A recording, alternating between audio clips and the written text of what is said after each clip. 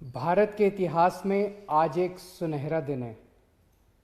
आज का दिन भारतीय इतिहास में 15 अगस्त 26 जनवरी की तरह लिखा जाएगा। आज केंद्र सरकार को किसानों के संघर्ष के आगे झुकना पड़ा और तीनों काले कानून वापस लेने पड़े। आज सिर्फ किसानों की जीत नहीं हुई है, आज जनतंत्र की जीत हुई है। आज किसानों ने सभी सरकारों को बता दिया, जनतंत्र में सरकारों को हमेशा जनता की बात सुननी पड़ेगी। सिर्फ और सिर्फ जनता की मर्जी चलेगी। कोई भी पार्टी हो, कोई भी नेता हो, जनता के सामने आपका अहंकार नहीं चलेगा। ये एक ऐसा संघर्ष था जिसने पूरे देश को एक कर दिया। इस लड़ाई में किसानों के साथ साथ मजदूरों, युवाओं, महिलाओं, आड़तियों, दुकानदारों ने सबने हिस्सा लिया। पंजाब हो या यूपी, बंगाल हो या केरल, पूरा देश किसानों के साथ खड़ा था।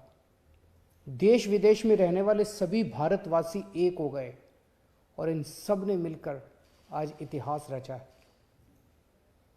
जिन्होंने धर्म जाति से ऊपर उठकर एक साथ सड़क पर तीनों काले कानूनों के खिलाफ ये लड़ाई लड़ी और आखिर में केंद्र सरकार को उनके आगे झुकना पड़ा, इन सभी की आज जीत हुई है।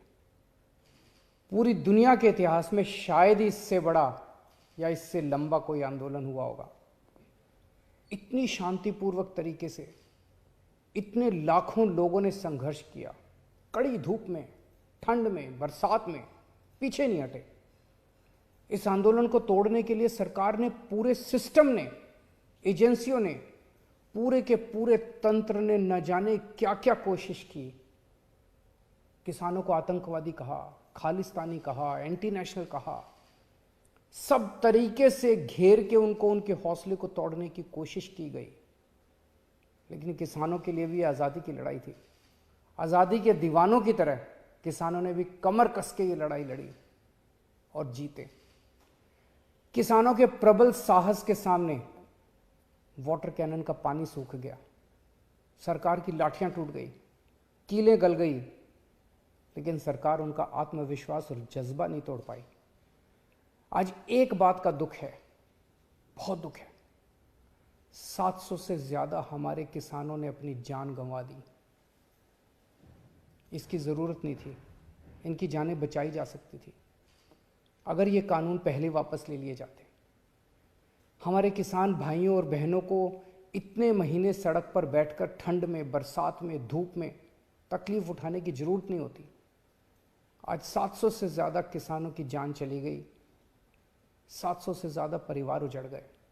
आखिर किस लिए? इन शहीदों को मेरा नमन है, इनके परिवार को भी मेरा कोटि कोटि प्रणाम है। मैं उनकी आत्मा की शांति के लिए वाहेगुरु जी से प्रार्थना करता हूँ, उनके परिवार के सभी कष्ट दूर करें। पर आपकी कुर्बानियों को ये देश कभी नहीं भूलेगा।